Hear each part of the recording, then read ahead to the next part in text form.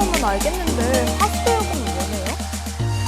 우리가 사용한 물을 자연의 깨끗한 상태로 보내는 과정을 하수 처리 과정이라고 하는데, 그런 중요한 과정에 필요한 비용을 부담하는 거지.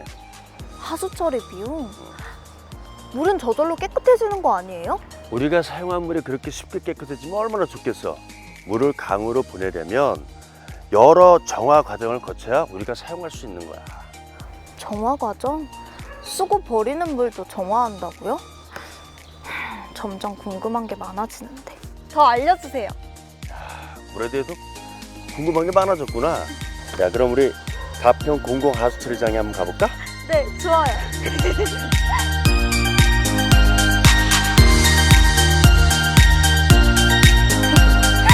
안녕하세요, 주무관님. 네, 안녕하세요, 장동민 씨. 오늘은 하수처리 시설의 기능하고 물의 정화 과정이 궁금해서 이렇게 찾아왔는데요. 우리가 사용하는 물이 어떤 과정을 통해서 깨끗한 물로 바뀌게 되나요? 정말 잘 찾아오셨습니다. 지금 계시는 이곳이 바로 가평 공공하수처리 시설이고요.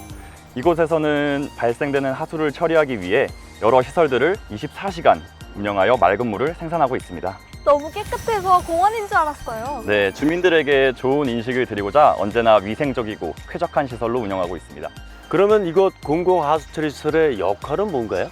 각 가정이나 공장에서 배출되는 하수는 여러 오염물질을 포함하고 있는데요. 이러한 오염물질이 무단으로 방류되게 되면 생태계 파괴는 물론 수인성 전염병인 장티푸스나 콜레라의 발생의 위험이 있습니다. 이러한 위험 요인들을 제거하기 위해 공공하수처리 시설에서는 물리화학적 처리, 생물학적 처리를 포함한 총 3단계의 과정을 거쳐서 물을 정화하고 있습니다. 하수도가 없으면 전염병에 걸린다고요? 네, 전 세계적으로 약 14,000여 명이 하수도 시설이 없어 전염병으로 사망하고 있는데요. 이러한 전염병에 대한 최고의 예방시설이 바로 하수도 시설입니다. 그럼 3단계에 거쳐 물을 정화하니까 비용이 꽤 많이 들겠는데요? 네, 우리가 사용하고 버리는 물 약 1리터를 정화하기 위해서는 1,200원 정도의 비용이 발생하게 되는데요. 이 비용을 하수도 요금을 통해 각 가정에서 부담하고 계십니다. 그러니까 우리가 물을 더 아끼고 절약해야 되겠네요. 깨끗한 물을 만드는 과정을 더 자세하게 설명해 주세요. 네, 좀 더 자세하게 알려드릴게요. 이쪽으로 따라오세요. 가정이나 공장에서 발생하는 하수는 하수관을 통해 공공하수처리 시설로 들어오게 되는데요. 가장 먼저 이곳 침사지를 통해 물속에 있는 쓰레기 등을 걸러내게 됩니다. 이렇게 분리된 물에는 아직 많은 이물질이 남아 있는데요. 침전지를 거치면서 물보다 무거운 물질을 구분해서 제거하게 됩니다. 이 과정을 통해 물속 오염물질의 40%가 제거됩니다. 이 다음 공정은 어떻게 돼요? 그 다음은 미생물을 이용해 물속에 남아있는 유해한 물질들을 분해하는데요. 화학적, 생물학적 방법으로 전체 유해 물질의 80%를 제거하게 됩니다. 생화학적 처리를 마친 물은 잠시 휴식을 하게 되는데, 휴식을 하는 동안 물속에서 분해된 덩어리들이 아래로 가라앉아 맑은 물만 위로 뜨게 되고, 미생물에 의한 분해 과정을 거치면 침전물과 미생물이 섞이게 되는데, 이를 활성온이, 슬러지라고 부릅니다. 오염물질을 없애는 온이 처리 과정도 중요한데요.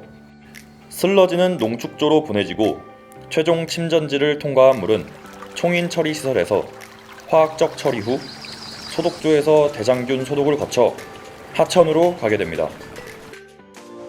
어떠셨나요? 맑은 물 만드는 과정 도움이 되셨나요? 네. 이렇게 복잡한 과정을 거쳐야 맑은 물이 된다는 게 너무 신기하고 또 물에 대한 소중함을 알게 해주셔서 감사합니다. 이렇게 여러 단계의 과정과 철저한 관리가 있기 때문에 우리가 안심하고 물을 사용하고 버릴 수 있는 거거든요. 주무관님하고 그의 관계자분들한테 진심으로 감사드립니다. 감사합니다.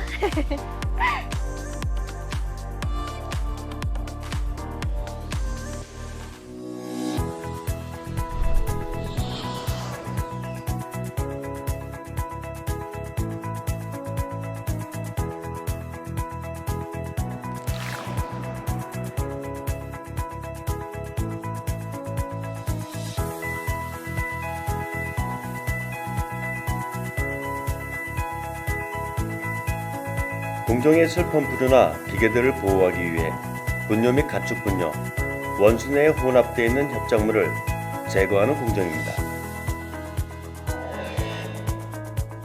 생물학적 처리 공정으로 전처리된 원수에 들어있는 유기물 및 총질소를 미생물을 이용해 생물학적으로 처리하는데 친환경 방식이라 냄새나 유해 성분의 배출이 적게 발생됩니다. 1차 처리가 완료된 액을 고형물과 물로 고액 분리하는 탈수 공정이 이에 속합니다. 약품을 이용해 남아있는 난분해성 COD 및 총인, 색도를 플록화시켜 탈수를 통해 제거하게 되는데 이때 처리되는 오염물은 총인 및 부유 물질입니다. 2차 처리를 마친 탈수 여액 중 미처리된 부유물과 색도, 살균 소독을 하는 단계로 여과 설비 및 고도 처리 설비를 두어 처리합니다. 주처리 오염물질은 색도 및 살균 소독 등입니다.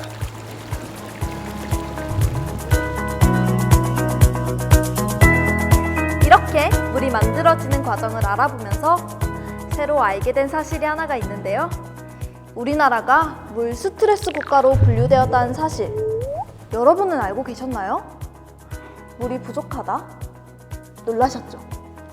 그 이유는 높은 인구 밀도에 비해 사용 가능한 수자원이 부족하기 때문인데요. 그렇다면 우리는 이 물을 어떻게 사용해야 될까요? 지금부터 제가 자세하게 알려드릴게요. 변기 이물질 투입 금지.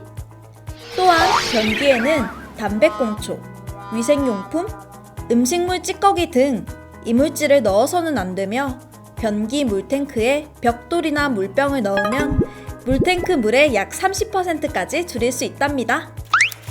그릇 세척. 설거지통을 사용하거나 샤워구형 수도꼭지를 설치하면 적은 물로 높은 세척 효과를 볼 수 있습니다. 어떠세요? 너무 쉽지 않나요? 쓰레기도 분리수거 하듯 물도 분리수거를 잘 해야 비용과 시간을 절약할 수 있답니다.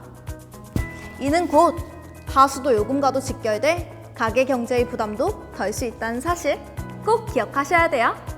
공공하수도에 이물질 투입 금지. 하수 맨홀에는 폐유, 유독 성분, 쓰레기, 오물 등의 이물질과 분뇨 수집 운반 차량 등을 통한 투입은 안 됩니다. 하수 처리장이 망가져 하수를 완전히 처리하지 못하고 공공수역으로 방류돼 주민이 수자원을 이용할 수 없게 될 수 있습니다. 기름기 많은 음식물 투입 금지. 동물성 기름은 관에서 식으면서 굳어져 오수가 흐르지 못하게 해 배수 설비에서 역류 현상이 일어날 수 있습니다. 기름기 많은 음식물은 식히거나 거름망으로 걸러야 하며 기름 덩어리는 음식물 폐기물로 분리 배출해야 관 막힘으로 인한 불편과 비용 부담을 덜 수 있습니다. 배수 설비 유지 관리. 특히 오수와 빗물을 분리하는 배수 설비는 정기적인 유지 관리가 중요한데요. 배수 설비를 설치할 때는 지자체에 신고해야 하고 공사가 완료되면 준공 검사를 받아야 합니다. 또한 악취, 병충해 방지를 위해 가정은 월 1회, 영업장은 월 2회, 막대기나 소재 도구를 이용해 정기적인 청소를 해야 합니다. 베란다 배수구는 빗물관에 연결돼 있어 세탁 오수가 바로 하천으로 배출될 수 있는데요.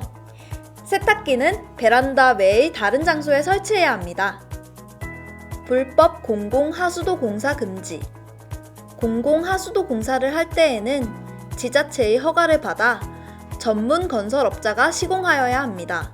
무면허 업자가 불법 시공을 하면 공공하수도가 파손되어 도로 치마, 토사 유출, 지하수 유입, 관 막힘 등으로 안전사고 발생과 재시공에 따른 별도의 비용이 발생됩니다.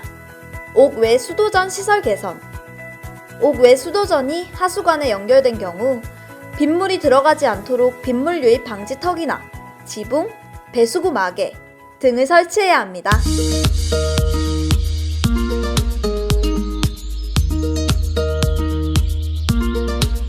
모두가 궁금한 깨끗하고 맑은 물을 만드는 과정을 알아봤는데요.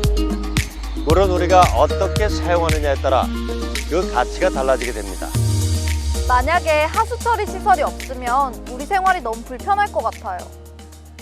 오염된 물을 처리하는 것도 중요하지만 물도 잘 쓰고 버리는 생활 속 작은 실천도 꼭 기억하시기 바랍니다. 천혜의 자연환경을 가지고 있는 가평. 가평군 하수사업소가 깨끗한 물 지킴이로 열심히 뛰겠습니다. 여러분, 안녕!